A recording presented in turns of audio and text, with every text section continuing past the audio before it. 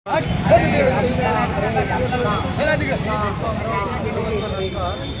आपण बघत आहोत खूप मोठ्या प्रमाणावर दबाव इथे आपल्याला पाहायला मिळतो। हा दबाव उगाच असा निर्माण झालेला नाही, तर या देशाच्या सरकारने हा निर्माण करण्याचा भाग इथे निर्माण करून दिलेला आहे।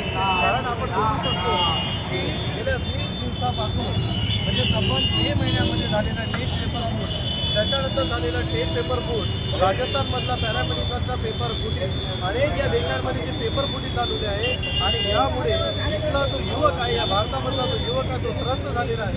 अनेकांनी तर स्वतःला संपवून टाकलेला आहे, अनेक आई वडिलांचे स्वप्न आणि मुलांचे स्वप्न ध्वस्त झालेले आहे। आणि त्यासाठी आपण बघतो की गेल्या 21 दिवसापासून दिल्ली येथील जंतर मंतरवरती आपले सोनम वांचुकनी मोठ्या प्रमाणात शांततेनं अन्नदा उपोषणाला बसलेले होते।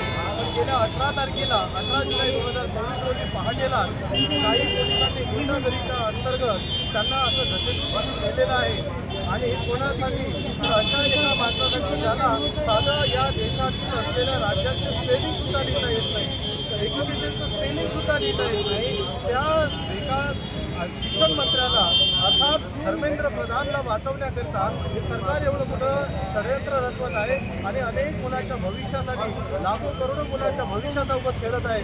आणि त्यासाठी आपण बघतो की सोनम वांचुकला त्यांनी वाचवावं आणि या देशामध्ये जो भ्रष्टाचार चाललेला आहे, पेपर फुटीचे जे केंद्र चालू आहे याला संपूर्णतः नष्ट करून द्यावं, यासाठी दिल्ली इथे जंतर मंतरवर होऊ घातलेल्या जे प्रोटेस्ट आहे, संसद भवनवरती जो प्रोटेस्ट चालू आहे त्याला समर्थन म्हणून आज अमरावती जिल्ह्यामध्ये संपूर्ण युवक युवती आणि जेवढेही चळवळीतील आणि सुजाण नागरिक आहेत संपूर्ण इथे डॉक्टर बाबासाहेब आंबेडकर चौक अमरावती इथे जोडलेले आहेत। आणि त्यासाठी आज हा संपूर्ण दिवसभराचा प्रोटेस्ट आम्ही इथे केलेला आहे। त्यात मी सुद्धा एक विद्यार्थी आहे, मी जरी एक संन्यासी असेल तरी मी या देशाचा नागरिक असून मी विद्यार्थी आहे आणि मी विद्यार्थी दशेत जीवन जगत असताना मला कल्पना आहे की कशा प्रकारे विद्यार्थ्यांवरती गदा सरकार आणत आहे। त्यामुळे या सरकारच्या विरोधामध्ये आणि सोनम वांचुकच्या समर्थनार्थ आम्ही हा संपूर्ण प्रोटेस्ट आज इथे चालवलेला आहे।